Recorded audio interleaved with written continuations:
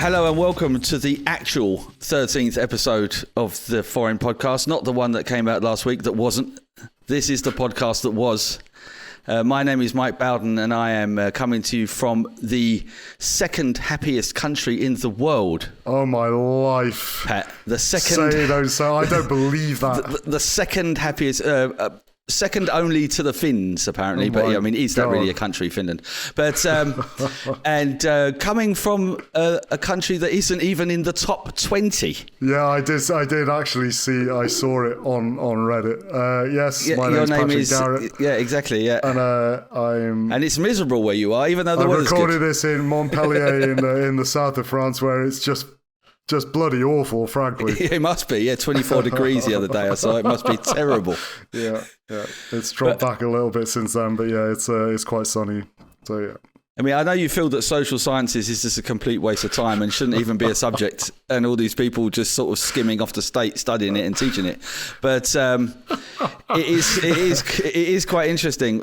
This Wellbeing Research Centre at the University of Oxford, which publishes the report. I'm reading from CNBC.com. I will put it in the blurb underneath this, says that in addition to using the Cantrell ladder, and I had to Google the Cantrell ladder, and that's basically is boiled down to, like, what do you think about this? 1 is worse, 10 is best. And it's kind of like a ladder system in terms of that. The report also considers the following 6 variables in more than 130 countries ranked in the report. It's GDP per capita, social support, healthy life expectancy, freedom, generosity, and freedom of corruption. And Denmark is number 2. And interestingly, England, the UK, in fact, not England, the United Kingdom is 20th. And I really do think it's like surprising that France isn't in the top 20. Doesn't feature. Yeah. Like what is the problem in your country, Pat? Not that it's a competition or anything. No. You know, I don't know. We've talked about it a lot. There's a lot of like social unrest, a lot of general problems with money and health, and degradation and strikes and blah de blah. I'm making it sound a lot worse than it actually is. But the UK, though, I mean, the UK's I know. The UK nuts. Beat France, yeah. Because the UK is, like, as we both agree, a horrible place to live with horrible politicians and this horrible sort of divisive Brexit. That's it. And the French. Not even on the map, Mike. But do you actually have like any kind of? Obviously, I know you've just said it, but. Do you, and you can think, obviously, which I'm sure you do, that the whole survey thing is bollocks. But do you think there is an actual? Is this because apparently it's actually done over an average over the last 3 years? Because if you look at it, it says Israel is number 5. Okay. But the survey was actually taken on the 7th of October, which was before the current war. So yeah, you would think the Israelis right now probably wouldn't rank 5th, but it's taken on a 3-year average. Why do you think the French are so, like, maybe again compared to the UK, which is there's really children living in poverty in England, a lot of social problems. Seriously, I mean, it's not. I mean, basically, I think there's just a general sentiment that things are just getting worse. The health system, the schooling system, the rail services. The press is constantly full of anti-Macron sentiment. Right. The far right is becoming increasingly more popular, as we've spoken about like many times, and generally there is a bit of a maxim in France that the French people will moan about everything, and there's definitely in the last sort of 10 years, I would say that, there's been this sort of general Macronization of French society, and a lot of people really, really don't like it. And, I'm not like, I would love to say that I'm making this up or that, I'm just sort of like randomly spouting shit, but there definitely is a feeling that things have got worse. The things that are, not quite as good as they used to be, in terms of things like just general stuff like education. The prices for tuition fees are going up. Right. Blah blah blah. It's just everything is nothing's getting better. If you see what I mean. So that may account for it. I don't know, but I don't. Not sure how many like really really happy French people I meet. Obviously, completely anecdotal, but I'm not sure I bump into like loads of French people that are just standing around, just like punching the air. Do you know what I mean? And interestingly, as far as Denmark is concerned, the happiest demographic is like the like 55, 60 and over. Shock. Yeah, shock. Yeah, so the people who've got all the money. Rich people. Basically, people who've got all the money and on their pensions and living the life. Yeah. They are more than content. They're really happy. Yeah. But again, maybe I don't know. You say shock, but I mean, if you ask British pensioners if they were happy with having to turn off all the heating in the winter and wear 5 cardigans, maybe. Yeah. So, but anyway, that was just something that I thought was relevant. So we're going to basically talk about what we spoke about last time. I'm pissed about that, Mike. I've got to be honest. Like, I'm pretty upset that what happened, dear listener. You've got no idea about what pissed is, Pat. You've got no idea. I was incandescent. I was using a bit of software to modify my voice, and it fucked my recording. So it sounded like there was a really heavy noise gate on it, if you know what that is. So basically I was cutting in and out, and there was nothing we could have done to rescue it, unfortunately. Then that was a bit of a shame. So because actually, your voice, you actually got sort of like a Mickey Mouse kind of pitch. It's only because you've got all these. It's only because you've got all this stuff on that you sound so deep. There's nothing on it today. But so what we're going to do, we're going to read an email, or I am going to read an email. It'd be a bit weird if we read it out together. From my colleague Rasmus. And he says, "Hello, Pat and Mike. I've been frequently listening to your podcast as the sole YouTube viewer listener since my dear colleague," I think that's me, "told me about it. My question is regarding your perspective on the education system you grew up with compared to the education system your kids are now experiencing. Are there any interesting differences between the British and the French-Danish system that you have experienced? As the perspective of someone from the outside, do you reckon there are some noteworthy issues or fields of improvements? And do you reckon the French or Danish system could learn anything from the British system you two grew up with?" The short answer to the last question is no. It's a good question. It is a good question. It's a really good question. I mean, obviously, I went to school in Britain, as Mike did. I was born in 1973, so I went to school in North Wales. I was born in Nottingham, and then I moved to North Wales. And obviously, like since then, I didn't really have any experience of like higher education in Britain. I did secondary school and GCSEs, and I did some A-levels, and I went to university for a bit and then left. So like all of my university education, I'm still doing it, has been in France. So really my sort of contacts with secondary education and like high school education, if you like, A-level education, or that level is called lycée in France, has been through my children. And just to answer the bit of the question that says, how do we sort of feel about it? And it's I mean, we talked about this last time in the great ruined episode Disaster, was that the French education system, from my experience, has been like really pretty amazing.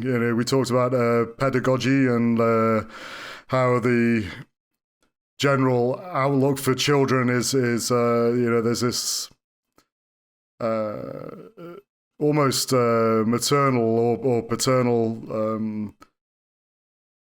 element to French schools, where if anything sort of untoward happens to a child, then it's immediately flagged. There's a huge amount of care that really wasn't No, really wasn't applicable when I was at school. No. It was very patriarchal. It wasn't pedagogical or exactly. It was or maternal or paternal. It was patriarchal. Yeah. Survival of the fittest. So where did you go to school, Mike? Well, I went to a primary school local to me, and then when I was about, I think, 8 or 9, there was some kind of I got into this sort of public school, kind of like what you see in the films, kind of like Hogwarts, but maybe not that. Just sort of in that direction, school uniforms. It had its own chapel, its own dining hall. The teachers wore gowns. What the fuck? Yeah, you were sort of divided. Well, really? Yeah, they had gowns. Yeah. I mean, not every day, but if there was some sort of maybe some sort of ceremonial, sort of official thing, the teachers would have gowns on. Some teachers did walk around with them, but they had gowns. And again, there was this huge dining hall, and they had this sort of raised area at one end, and that's where all the teachers sort of sat. So then they can sort of see over all of us like mucking around, and I'd hear Bowden being shouted from up there, and you sort of, and he's and it had its own chapel, its own swimming pool, cricket fields, football pitches, hockey pitches. It had a girls' school in it because that's right. It's separated. It's separated. You could only have lessons with the girls. I think it was from something like the third form. When you're about 12 or 13, you started to have mixed lessons with girls, but they had a sort of separate school for them. And and for the most part, it was just really violent. That's pretty what it was. It was being told what not to do, and either threatening people with violence, being threatened with violence, or fighting. And sounds awesome. And and that was and not a lot was sort of done about it. Boys will be boys, etc., etc. Okay. And I hated it, and I think I also hated it because many of the people who went there, because it wasn't a kind of a Hogwarts thing. It wasn't really kind of like the upper classes. It was more the sort of it was more Thatcher's children's children. Okay. So it was people who had the nouveau riche, sort of to be maybe a little bit judgmental about it. It was the working class who suddenly had lots and lots of money through Thatcher's sort of tax breaks and stuff, and encouraging to start your own businesses and everything else. So tradesmen, pretty much their children, but they were sort of super rich. So it was very much their kind of there is something to do. There is a difference with the actual elite. You don't really talk about money, but and maybe talking about money or showing off money is a bit sort of gauche. It's not really seen. But with this type class I went to, your money, the clothes you wore, that was your whole status. That was everything. And so I just lived in a sort of just a normal kind of house in a sort of working class area. We're not working, sort of, lower middle class area. And when I went to my friends' houses, we'd like drive out to the country and go down a lane, and there's this huge sort of like long house there with it's got its indoor swimming pool and everything else. And those were the sort of those were my friends. So in a way, I didn't really sort of fit in anyway. Okay, I just didn't fit in there. And I think also I to the other ones, I must have really stuck out. Do you see what I mean? Because I just wasn't a part of their social class. Okay. And so it was great. Loved it. Sounds wicked. Yeah. Sounds. Well, I went to a primary school in Grassford. Like I said, Grassford is in North Wales. So it was a church school actually. It was joined onto the church in Grassford where Henry VIII's standard bearer is buried, Mike. Wow. There you go. And his grave is still there. And you can go and see that if you really, really want to. His standard bearer, fantastic. The church was just over the way from there. It's a really, really old church. I think it's like 12th century or something. And so we used to have to go to the church on sort of like on religious dates like harvest festivals and blah blah blah. And the teachers were pretty religious. I mean, we came, we were in North Wales, so we were in the 70s in that primary school, and there was a pretty sort of like heavy effect on sort of heavy bent on God. There was quite a bit of God going on, and we had to sort of like do. Did you have to? He was did you around have to, every corner. Yeah. Did you have to pray in your assemblies and shit like that? Yeah. I mean, the school had its own chapel, so you had to go. Assembly was in chapel twice a week. Yeah. Oh, okay, wow. Like, we had, it was similar. We all had to sort of like line up in the hall and sort of like bow our heads and kneel on the floor and all that shit. And wow. When we went to secondary school, I mean, it didn't really get. It was still pretty gaudy. It wasn't quite as gaudy as it was in primary school, but I went to a state secondary school in a village called Rossett, which is in North Wales. My mum and dad moved there when I was about 11. It was just down the road from Grassford. And it was similar. I mean, we had school uniforms. They were like class houses. I know that for people who live outside of Britain or never really been there, that entire sort of school ethic, can seem quite exotic, but I can assure you that it is not. It's just fucking horrible, basically. Like, and it's I had to wear a green uniform. We had to wear black trousers, and we had to have that up. Can you not put a picture of you up as the sort of I'm logo sure, for this episode? I'll see if I can find one, and we can put it on the podcast image. Yeah, that'd be great. We had to, we had all of that, like cricket pitches, hockey pitches, football pitches. We had to play rugby, like, because we were in Wales, obviously. So like every winter we had to, we had to, like, they used to make us do things like dive into like snowy puddles and shit like that. Seriously, it was fucking crazy. Like, I'm not, I mean, it wasn't that bad. I mean, it's sort of funny, but like it's like really on that sort of like borderline between like funny and like bullying. Do you know what I mean? It's just like it wasn't that amazing. I've got to be honest. So some of the teachers were really nice, and some of them were like really, really horrible. And it's the same with me. I had some teachers that were sort of borderline bullies, or maybe just were bullies. Yeah, it's just horrible. Yeah. And if they didn't like you, that was it. They would bully you, and like they'd make all the other children laugh at you. That's it. A bunch of that. It's really wicked. Obviously, it's great. Yeah. Didn't scar me at all. You know. No. And, had nothing to do with your respect for authority at all. That's it. No, that's it. Or mine, for that sake. But it's.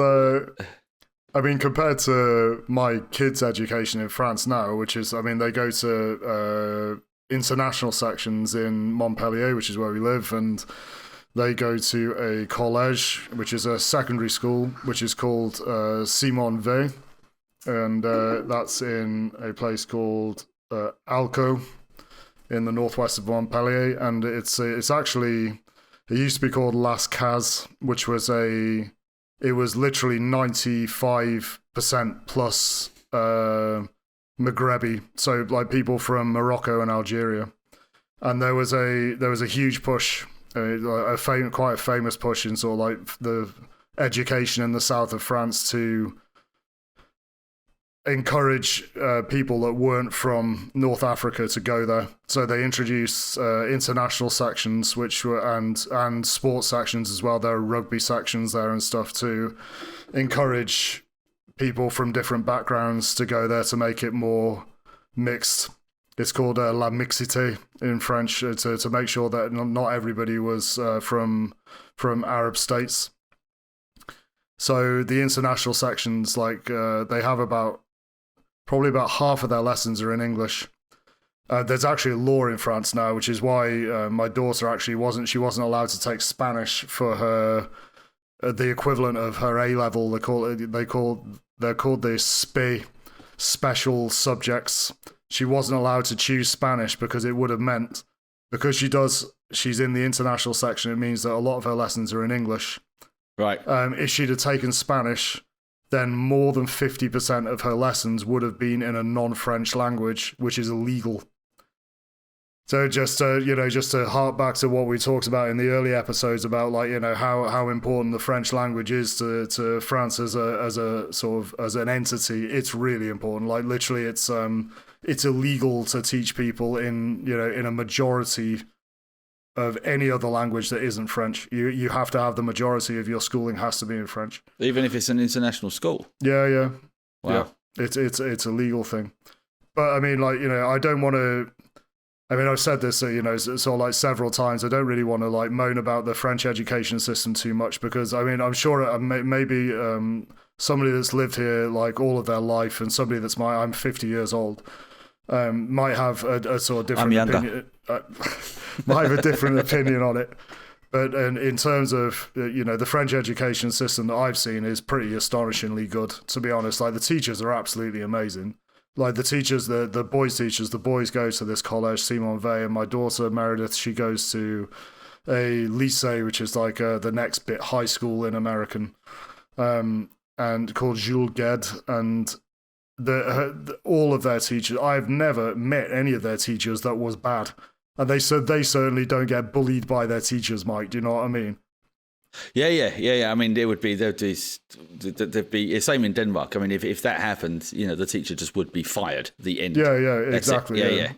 The kids will come home and tell the parents will phone the school, and that teacher, and that would be the end of it. That would be the end of the discussion. I mean, there was a time when. Yeah, go on. Sorry, go ahead. No, I was just going to. There was just a time when my oldest son Alexander, he had a bit of an issue with the teacher. Okay. And he felt maybe that he was either being picked on. It's many years ago now. Probably about 10 years ago. Wow. But anyway, and we obviously sort of spoke to about it. And what happened was that we came in and the teacher sat with us and with Alex and explained to us and, really tried to sort it out. And the teacher, and it was genuine. The teacher was genuinely upset that Alex felt like he did and whatever. And it just got sorted out, basically. It just wasn't an issue. But obviously, if Alex came home and said, well, this is still going on, then we just would have gone to the headmaster it would have been an issue. But yeah, from just what I hear, obviously from, my kids, the best thing I can say is, because in a way I'm just echoing what you say, so I'm just going to try it in a couple of sentences. My kids enjoy going to school. Mm-hmm. They don't mind, just like everyone in life, no one wants to get up for work and no one wants to have to go to bed early because they've got to go to work, especially children. But, I used to cry on weekends on a Sunday because I just did not want to go. Like I hated it. Yeah. My kids come home, and I just get, what was school today? And, because they're children, they don't remember anything. Oh, yeah, I can't remember. But they enjoy it. And they look forward to things. And sometimes if they've done something well at school, they'll come and they'll tell me about it. They enjoy their school friends. You can see when you walk around the school that they, high five the teachers. It's a really good relationship. And, I just didn't have any of that. No. At all. No, it was a different time. Seriously, it's like that with my kids as well. I say so they get tired. I mean, I'll talk about this in a second, but like it's exactly the same. They come back and I say to them, how did you get on today? How was everything, etc., etc. And they're normally like, it was pretty good. They never really seem upset or they very rarely come back and sort of say, I had a bad day. It's pretty rare for that to happen. Yeah.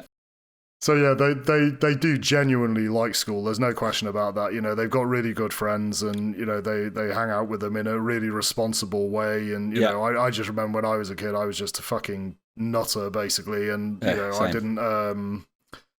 I definitely didn't have that same relationship with my school that they have now. And the one thing I will say about about French education in general is it's really hard. It is tough. And it's notoriously so. I mean, it's they really do expect you to kind of work all the time, have a huge amount of holiday here, much more so than in Britain. Just to go back to Rasmus's question, the holidays here are absolutely enormous. I don't know if it's the same in Denmark. Do you have How much do you get for summer holiday in Denmark? Well, I think the kids get I think it's 8 weeks. Yeah, I think we get 9-10 weeks.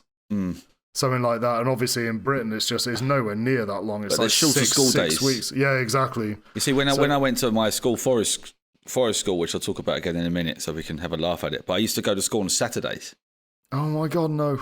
Yeah. Oh no, that's horrible. So yeah, and because I was sort of member of the football team and stuff, because usually everyone had to do kind of sports on a Monday and a Wednesday, and that would be so half a day schooling, and then from 1 o'clock to 4 o'clock, it was obligatory. Obligatory. It was either football, hockey, cricket, all those sort of things. But on Saturday, if you weren't like a member of any sort of school team, you could go home at 1. I was a member of the school football team, so my Saturdays were also until sort of like 4 o'clock every Saturday. But that meant that we got like 9.5, 10 weeks summer. Oh, okay. And we would get something like a month at Christmas, and we'd get like 2 weeks at Easter, but we'd have 6 days of schooling. Oh, okay. So, yeah, I think it's kind of a similar deal with sort of French students in general. I mean, like Meredith starts at like 8 in the morning, and she'll regularly finish at sort of like, between 5 and 6 o'clock at night, and they get 2 hours off for lunch. Okay, but it's pretty intense. Definitely during the term days, times we do term times of 12 weeks, and then but like massive holidays like they get 2 weeks off every 6 weeks, and they get I think they get. Yeah, it's just normal Christmas holidays, like 2 weeks for Christmas. But like once you're in university, I mean, it's just party time basically. Like where they finish, like everything kind of finishes in May. I'm talking about like degree level. Yeah. Everything finishes in May, and then doesn't start again until like September. So you get like 3+ months off. Wow. But yeah. But like in terms of the secondary education and stuff like that, even though it is pretty long for them, I do feel for them sometimes. It is hard. They're pretty young. Like the boys are like 15 and Meredith's 17 or whatever. But they certainly have to do a lot of hours at school. Yeah, there's no question about that. Far more than I ever did. Bloody hell! I mean, it was like 9 till 3, 5 days a week. Or 9 till 3:30, something like that. Yeah, mine was 8:45 until 3:30, 4. Okay. 5 days a week, and then 8:45 until 1. There's lessons time on a Saturday. But the thing, I mean, there is a caveat to this whole discussion, is that we don't know what modern schooling is like now in Britain. No. So this whole, because Denmark is also very big on what it's called a forældreinddragelse, which basically means that parents are kind of contacted a lot and kept up to date and know what's going on and everything else. What we were talking about before, this whole pedagogy and this sort of pedagogical sort of approach to learning, and that might be the case now. Rasmus, he's asking the question, but I just don't know. My brother has a son, Christopher, who is about 10, and it seems like he's gone to I think it's a Catholic school, and that's very God from what I hear, Pat. But again, but yeah, I mean, I'm not going to say anything about it. Christopher seems to be okay. I mean, Christopher seems to be okay, but I just don't know enough to sort of start making assumptions about what it's like. So, but comparing it to when we went to school, I would say there is absolutely nothing that I would say the Danish system could learn from that. No, that I would say exactly the same about French schooling. The French schooling that I'm experiencing at the moment and have experienced for the last sort of 15 years is so much better than what I experienced when I was a child. That it's pretty difficult to even compare it, to be honest. I mean, it's not the same thing, I mean, I can clearly remember getting bullied or something, or getting picked on, just as everybody else does at some stage, and then me maybe sort of fighting back, not fighting physically back, but verbally, and then a teacher asking what's going on, and then me or the other kid would explain, and if they thought what the kid was saying to me was funny, they just then like join in. Yeah. You know, and so. And you just have to deal with that, you know, and that's just. And I remember sitting next to someone who just gave me just constant dead arms. Wicked. Like a guy called Paul Hooper, he just kept on hitting me really hard. So, and he was physically stronger than me, and I just sort of started hitting him back, and it was just, you know, I just wanted to move. I just wanted to like move away from this person, and just couldn't. And just the whole time, just getting hit and punched, and I remember at primary school because I wasn't wearing the right clothes. There's like these 3 kids just used to follow me around the playground, basically just taking the piss out of the clothes I was wearing, and then if I turned round and sort of stuck up for myself, there's 3 of them, so they just beat me up. And then so you just have to live with these kids following you around almost every single break time, just taking the and again that would just and it really isn't me playing the violin. It's just to sort of, because hopefully it was. It's just the way it was, and hopefully people listen to this maybe who are live in Denmark, or even people who go to, you know, got children who go to school today, you know. It's so much better now. It really is. It's just so much better. Yeah, I don't like I said, any kind of sort of like bullying or violence or anything like that. I mean, there's been a huge push to get rid of it from French schools. There was a famous student rebellion in 1968 in France, where there was it was a borderline sort of revolt, and after that, a lot of things changed in the French education system. There was a thing called the Lycée Caserne. I mentioned it last time, which is basically there's a military aspect to it. It was just like super strict and hyper national, and after that everything kind of started to get a bit more holistic, I would say, you know, a bit more caring in terms of like what actually happened to the children. And I mean, obviously, you know, there are European standards now that kind of make sure that, you know, things like that don't happen anymore. But if there's a sniff of violence, then, you know, there is immediate action, especially in France. I mean, there have been some really, I mean, I'm sure like everybody listening to this will be abreast of sort of terrorist attacks in France, for example. There have been a number of attacks in France where teachers have been beheaded. I think it's happened a couple of times, I think. Jesus. And I mean, like, I don't know, do your kids have shooter drills? The beheadings. There's no beheadings at our schools. No. Shooter drills, no. Okay, our kids do. Wow. Yeah, our kids, because they go to, because of where we are, and they go to, I think I'm not sure if it's a national thing, actually, I don't know. But they have to practice like locking the rooms up and hiding under the desks and all of that. You know, banana. It's quite. We have that in the school, American. I think, but we don't have to practice it. It's there, and we're maybe told about it as teachers what to do if there's something, and there's an alarm, and there's these things. Yeah. It's all in place, but actually having a kind of trial runs of it. No, they have to do stuff like that, because it happened actually quite recently. I know, like this year in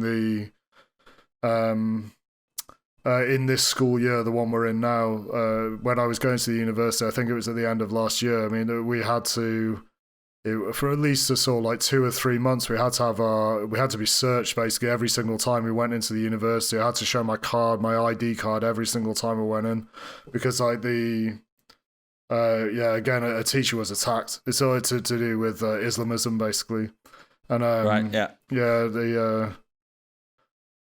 It's just something that they kind of have to live with. Obviously, we didn't have like active shooter drills when I was in school. But didn't you do the whole Chernobyl stuff? Didn't you do the whole if there's a nuclear blast? No. What did you have? What did you have to hide under a desk and that? No, but I think it was spoken about at least. I do know in America they did, didn't they? In America, but that was in maybe the 60s or something. If it was like, you know. Hiding under the desk and stuff if there's a nuclear bomb. I'm pretty sure they did it in schools there. But I think after Chernobyl, there was a lot of talk about if there was any kind of I remember them talking about it a lot at school, but I don't think we ever actually did a drill. Did any drills, for so what would happen if anything actually did happen. But yeah, I know like the French schools here are very, very security focused. There's not. You've got to show. I don't know. I really don't. I have no frame of reference for any other country as to whether or not it's like this anywhere else, but. They have it's called a cahier de liaison, which is like a book that we sort of like use to talk to their teachers. We can put notes in it, and they can put notes in it. Right, yeah. And they keep we've got aula in Danish. Yeah. Okay, but they have to show it to get in. Like they can't if they don't have that book, they're not allowed in. And they're okay. You can't just walk into the school. Like I can't just walk in, I mean, I have to go to the reception and like in even at Meredith's Lycée, I mean that's like locked. You can't go in there. Like it's a bit like I think it's kind of the same thinking about like locking sort of like pilots' cabins on planes kind of thing. It's just like you literally you're not allowed in. You have to present yourself and sort of say why you're there and what you're doing and so forth. And yeah, I've no idea if it's like that in Denmark or in Britain. Okay, that sounds whatever, really, really, really kind of like it's hardcore. pretty on top. Yeah. Wow. Yeah. I've got a fun fact. I'm going to change the subject just to sort of round it off. I've got a fun fact about the school that I went to. Okay. And to sort of, I think you'll like this, Pat, just sort of how kind of snobby or pretend snob it was, because there's an area in London where I'm from, actually called Walthamstow. I used to live there. Did you? Yeah, I lived in Walthamstow for years. That's where I grew up, mate. Serious? Oh yeah, that's right. Fucking Tottenham, innit? Tottenham, mate, innit? Yeah. So I lived in Walthamstow for that until I was about, I think it was until from 75 to 81, and then we moved just a couple of miles down the road to South Woodford. Oh, okay. But anyway, but as you know, lovely part of the world, Mike. Yeah, lovely part of the world. Walthamstow. Yeah. Walthamstow is a very, very sort of working class area. That's fucking one way of putting it. Yeah, that's a very working class. Yeah. And no, it's not that bad. I'm taking the piss. And well, there are actually nice areas in Walthamstow, but anyway,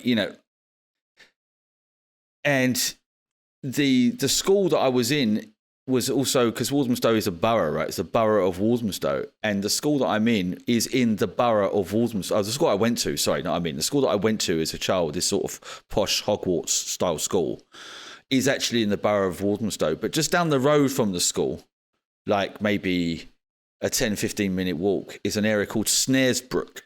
Okay. And Snaresbrook is very leafy suburbia. Okay. Like 3-story houses, 2 cars, BMWs parked outside. So when I went to the school, the address, right, if you were going to write to the school, or the actual official address was Forest School, and then it was, I think, I've actually looked it up now, it's Oakhurst Gardens, whatever, but then you had to write NR dot, which is near Snaresbrook, but then you'd have the E17, the Walthamstow postcode. Yeah.